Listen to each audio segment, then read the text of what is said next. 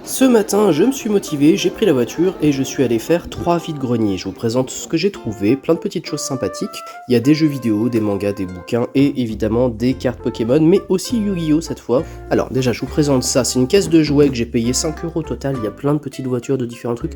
J'ai pas fouillé, 5€, ça me paraissait pas cher. Je me suis dit c'est sympa de pouvoir faire ça pour essayer de découvrir ce qu'il y a. Ça fera un petit peu un reveal pour moi. Si vous voulez, je pourrais en faire un short, j'y pense juste là maintenant, mais je pourrais tourner un deuxième short dessus pour montrer ce qu'il y a. Le jeu vidéo maintenant, Babylon's Fall sur PS4 que j'ai payé 2€, le jeu n'a plus de serveur, il n'est plus jouable, mais je ne l'avais pas, donc pour la collection, avoir un jeu de plus pour 2€, pourquoi pas. Le Roi Lion qui était un énorme banger sur PC quand j'étais gamin, même si je préférais le 2, l'honneur de la tribu, j'avais quand même beaucoup aimé le chassé-croisé dans la savane, c'est plein de souvenirs ça. Je l'ai trouvé pour 1€, donc je suis vraiment très content. Jeu PC, j'ai également trouvé la version Elden Ring, le code a déjà été utilisé, donc le jeu n'est pas dedans, c'est pas grave parce que je l'ai sur PS5, mais en tout cas il y a quand même tous les bonus et c'était juste 1€, donc j'ai pris.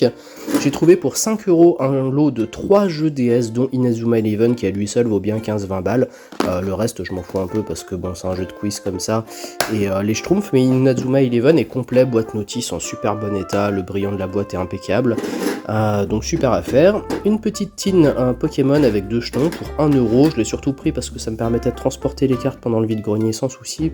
Tout un tas de mangas. The Innocent, une sacrée mamie que je vous recommande, tome 1, qui commence à coter maintenant parce qu'il est assez rare, mais c'est vraiment super bien comme manga. Ça se passe dans le Japon de la Seconde Guerre mondiale, après la Seconde Guerre mondiale, en pleine reconstruction, période de pauvreté, un petit garçon qui va vivre avec sa grand-mère, c'est génial. Sinon, il y a du Yokai Watch, Splatoon, Toriko, Devil's Relic, Seven Deadly Sins et Orion. Voilà, les chairs de poule, comme d'hab, je les ai payés entre 50 centimes et 1€, comme pour les mangas, 50 centimes à 1€. Et Go Sudoku sur PSP, j'aime bien le Sudoku, mais je pense pas que je vais forcément le faire, j'ai quand même acheté parce que c'était 1€, il était neuf. Voilà, pour les cartes, on a 2 cartes Magic rares relativement quelconques, des cartes Yu-Gi-Oh, j'ai dû payer ça 2€ au total, il y avait le Seigneur des Dragons, Dragon ailé de la forteresse, Magicien sombre expérimenté.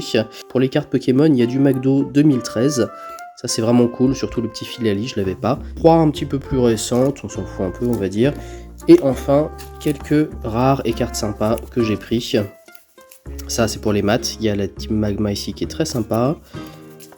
Hop, c'est beaucoup de choses que j'avais pas. J'avais déjà cet Evoli, mais je le trouve tellement sympa que je l'ai quand même pris. Puisque ces cartes-là me sont revenues à seulement 5,45€. Un Zarbi pour la collecte de Zarbi, j'essaye de faire l'alphabet, je suis très content d'avoir trouvé celui-ci, je crois que je ne l'avais pas.